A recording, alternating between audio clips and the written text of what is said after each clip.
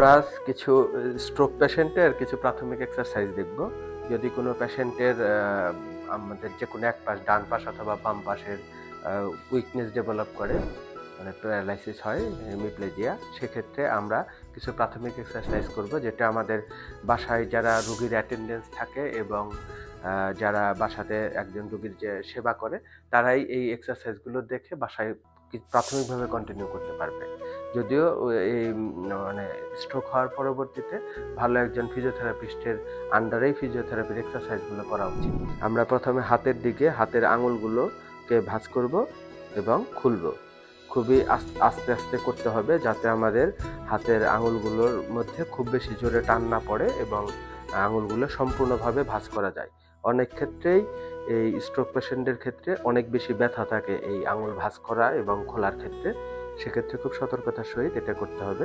আমরা প্রত্যেকটা এক্সারসাইজে 10 থেকে 15 বার করে করব। দিনে 2 ঘন্টা অন্তর অন্তর করতে পারলে ভালো, আর না হলে অবশ্যই 3 বার আমাদের এটা করতে হবে।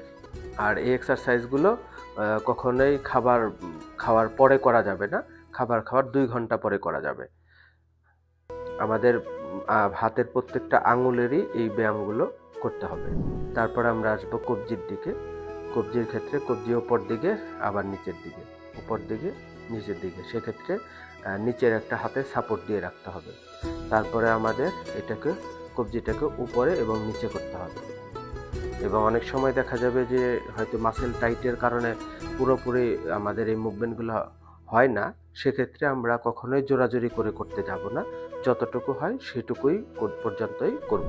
তারপরে আমাদের সুপেরিয়র রেডিয়ালার জয়েন্টে আমরা হাতটাকে পুরোপুরি ঘোরাবো, যতটুকু ঘোরানো যায়। কিন্তু ব্যথার ব্যাপারটা অবশ্যই খেয়াল রাখতে হবে। যদি ব্যথা থাকে সেক্ষেত্রে সহনীয় পর্যায় পর্যন্ত চাপ দিয়ে আমাদের এটা করতে হবে। তারপরে আমাদের হাতটাকে কনুইয়ের ক্ষেত্রে সাপোর্ট দিয়ে হাতটাকে ভাঁজ করব, আবার সোজা করব, ভাঁজ করব, সোজা করব। তারপরে আমরা আসবো শোল্ডার জয়েন্টে। অবশ্যই হাতে সাপোর্ট দিয়ে আমরা এটাকে বাইরের দিকে নিব, আবার ভেতর দিকে নিব, আবার বাইরে নিব, আবার ভেতরে নিব। আবার হাতটাকে একদম সোজা উপরেও যতটুকু আসে। বেশিরভাগ ক্ষেত্রেই এই এক্সারসাইজটাতে অনেক বেশি ব্যথা থাকে, একটা সময় পর্যন্ত নেওয়া যায়, তারপরে আর নেওয়া যায় না। যদিও হাত আমরা একদম পুরোপুরি উপরে তোলার কথা, কিন্তু অনেকের ক্ষেত্রেই এটা থাকে না। তারপরে আমাদের মিডিয়াল রোটেশন, ল্যাটারাল রোটেশন, এটা করতে হবে সবগুলোই 10 থেকে 15 বার। এবং এটা সার্কামডাকশন, আমরা পুরো হাতটাকেই এটা করব। এক্সারসাইজ এগুলো আগে পরে হলে কোনো সমস্যা নেই, এটা কোনো সিরিয়ালের কোনো বিষয় না। সবগুলো মুভমেন্ট একসাথে করতে হবে, এটাই জরুরি। আমরা ক্লকওয়াইজ এবং এন্টি ক্লকওয়াইজ দুইটাই করব। এবং এই ক্ষেত্রেও অনেক সময় জয়েন্টগুলো সম্পূর্ণ মুভমেন্ট থাকে না, কিন্তু যতটুকু থাকে আমাদের সেটাই মেনটেন করতে হবে। তারপরে আমরা হাতটাকে সোজা করে অপর হাতের দিকে ছোঁয়ানোর চেষ্টা করব।